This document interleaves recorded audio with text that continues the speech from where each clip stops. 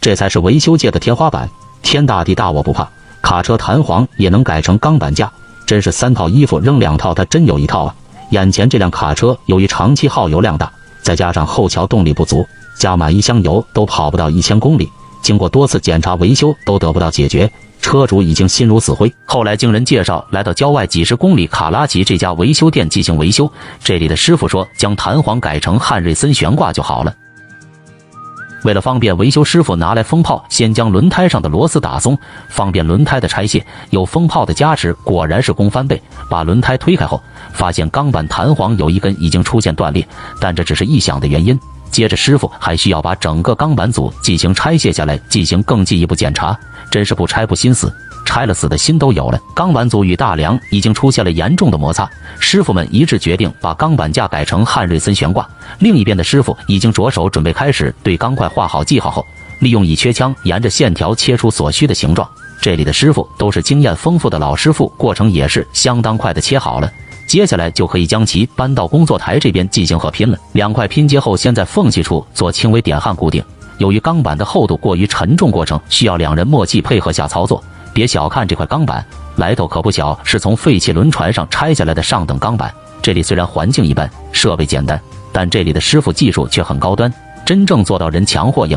测量过程是没有什么难度，真正的难度在于焊接顶部的钢板焊接，因为它需要折弯，但在这里并没有高端的折弯机。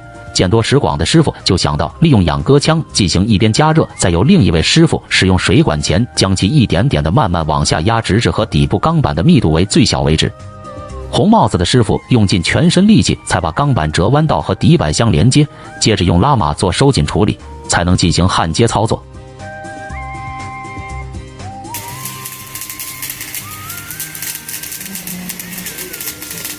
头端与尾端简单焊接后，再将整轮进行堆焊处理，使所有缝隙做到严丝合缝。处理好后，进入下一步的工序加工，在平衡梁打出一个合适的穿销孔，在切割前先用圆规画出标准圆形。这样做的目的是为了确保孔洞精准无误差。接着同样利用仰戈枪将圆形多余的边料切掉。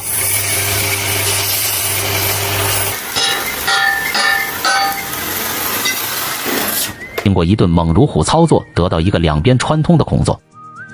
接下来把提前准备好的钢管给安装到悬挂钢板里面。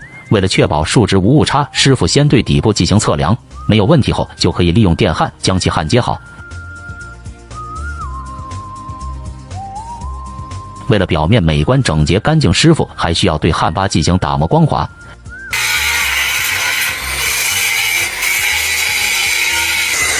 然后调整好位置，就可以安装上悬挂支架了。他们先把穿销钢管与支架洞对齐，再把上盖装上后，通过安装上主销对2边的钢板进行定位，确认到合适位置上，利用铁锤将其一锤锤敲进去。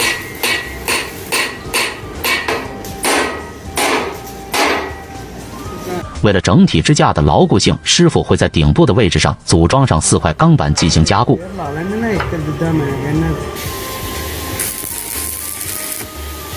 通过1个上午的努力，有几名师傅齐心协力下，终于把这个悬挂钢板架组装完成了。神一般的技术不是所有的工坊都能学得来的，是这家师傅的独创秘方。这工艺并不外传。接下来组装回卡车上，这个家伙可不轻，需要3个师傅齐心合力才能够安回合适位置上。过程中还需要利用到千斤顶辅助，然后出动拉马进行固定。接着使用电钻冲出孔洞，便于安装螺栓。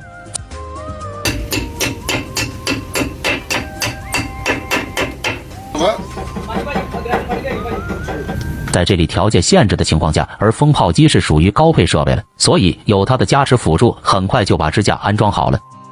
接下来就可以把今天的重磅大作给安装回去。书名叫汉瑞森悬挂，姓名听起来就很高端，做起来却很复杂，通过几名师傅的3天2夜才定制完成。安装过程也比较容易，普通人看多2次也就会了。悬挂钢板孔洞与支架对齐，可以把主销装进去，大锤敲击使其慢慢归位。